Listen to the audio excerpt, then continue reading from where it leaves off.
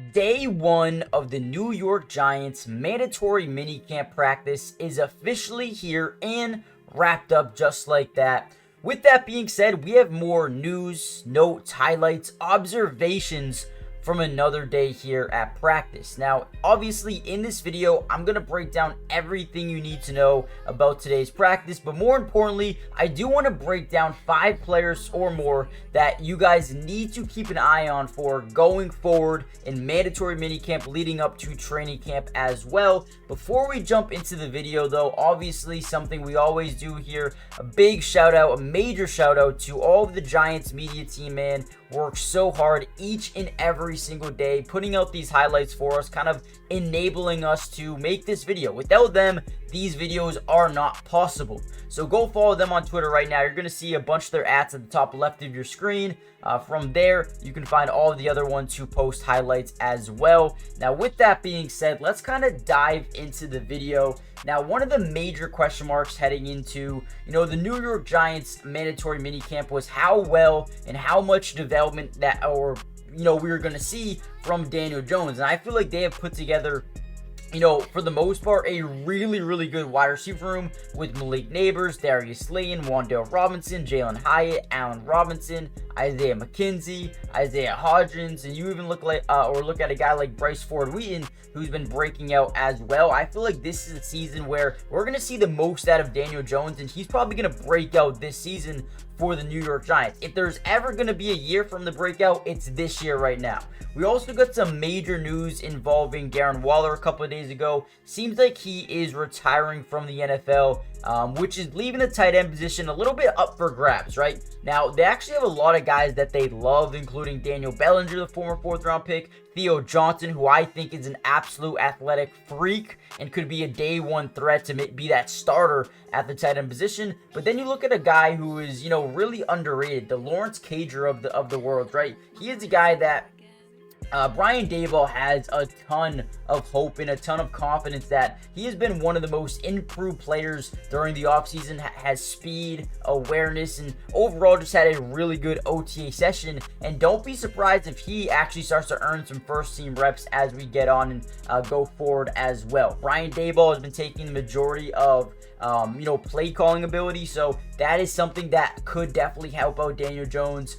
It looks like Jones will be staying out of team drills this week, making progress, but the plan is more likely for him to do a lot more stuff in training camp. So look for Daniel Jones to maybe not be practicing in full right now, but someone who is going to start to really ramp it up as time goes on. Brian Daboll actually came out and said that they have a couple of tight ends coming out and trying out over the next few days, so we'll see if anyone ends up signing to the team. Now, before we jump into a couple of more big-time notes about today's practice and talk a little bit more about Malik Nabers in the wide receiver room and a couple of players you guys need to look out for, do me a big favor, hit the like button just so we can get this video out to more Giants fans around the world. But more importantly, subscribe if you're new. It's free. It doesn't cost anything, guys, and we will be covering the Giants throughout the entirety of the offseason. Now, you might ask, what does that entail? Not only the rest of mandatory minicamp, training camp, preseason, regular season as well. So make sure you guys join the family. We're going to cover everything you need to know throughout everything, right? So join the family there. And lastly, before we jump back to the video, if you guys follow my Twitch, I will be live streaming some Giants games, reacting to it with you guys. So if you guys want to watch some Giants games with me, make sure you guys follow the Twitch. It's Matty Dubs, 3 S's, or you can find the link in the description below. But let's jump back into the video. Now, one of the biggest players to keep an eye on going forward, I already talked about Daniel Jones. I briefly mentioned Theo Johnson, but he is one of my biggest players to watch out for. I mean, when you watch him work throughout OTAs and rookie minicamp, the speed, the athleticism jumps off the tape to me. And, he's a guy who, once the ball is in his hands, he is a threat to make a big play every single time. And now that Darren Waller officially made his, decision to retire from the NFL, dude, I expect Theo Johnson to kind of take this job and potentially run with it as well. No offense to guys like Daniel Bellinger or Lawrence Cager, but man, Theo Johnson has all of the potential in the world to carve out a role pretty much day one. Now, another guy that's been very interesting to me in my eyes Jalen Hyatt. Now, obviously, all eyes are going to be on Malik Nabers this season, and because he is an absolute monster, right? But Jalen Hyatt was a pick from last season who has all the speed in the world to get behind a defense and keep a defense honest and be conservative with 2 deep safety looks, right? But whenever a team jumps up with 1 safety or plays cover 1 robber or whatever they want to do, right? 0 blitz coverage, Jalen Hyatt's going to be a guy who can boom, right down the field, big time play, big time touchdown maker, and I'm really excited to see how he competes with a crowded wide receiver room. Just a year ago, it seemed like, you know, the wide receiver room was, you know, pretty bad, but now with some development of Wandale and Jalen Hyatt and Darius Slayton and adding Malik Nabers and, you know, having Bryce Ford-Wheaton and Allen Robinson and Isaiah Hall. I mean, the wide receiver room is extremely deep right now, and I do think Jalen Hyatt has a little bit of a battle ahead of him to be a day 1 starter over a guy like Darius Slayton or Wandale Robinson, but I do think that no matter what happens, he will find a way to earn himself some reps at the wide receiver position. Now you look at Cordell Flott. This is another guy that is really intriguing to me.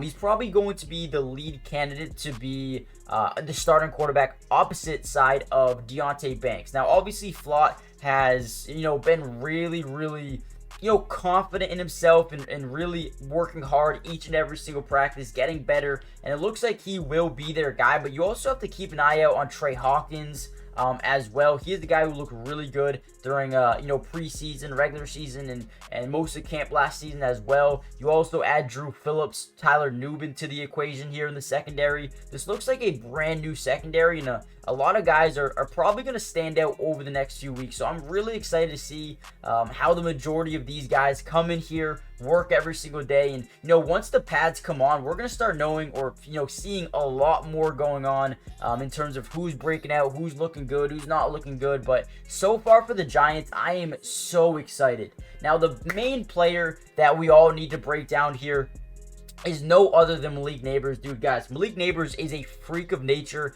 When you go back and look at what OBJ was doing during his rookie minicamp, OTAs, training camp, whatnot, dude, Malik Nabers is doing that, but times 10, dude. This dude is on a different, you know, atmosphere. This dude's on a different planet in terms of athleticism, catch radius, the ability to box out a defender and go up and make a big time catch. Those 50-50 balls are now 70-30 balls from Malik Nabers, and I am truly excited to see what he can do, man, especially with Daniel Jones getting fully healthy. You bring in John Michael Smits in the 2nd round last year. You signed Jermaine Illuminor, who looks like he could be a starting guard, maybe even a tackle. We need to see some development out of Evan Neal. John Runyon, a really good pass blocker from Green Bay. I feel like they're really trying to set up this offense around Daniel Jones and, you know, giving him a bunch of playmakers to really work with, right? Eric Gray, Devin Singletary. I do think Eric Gray is a guy who could break out this year as well. Another guy to look out for. But man, what a good day of mandatory minicamp, day 1 for them. We'll see what happens going forward, guys. Hit the like button, subscribe if you're new, and I'll see you in the next one. Peace.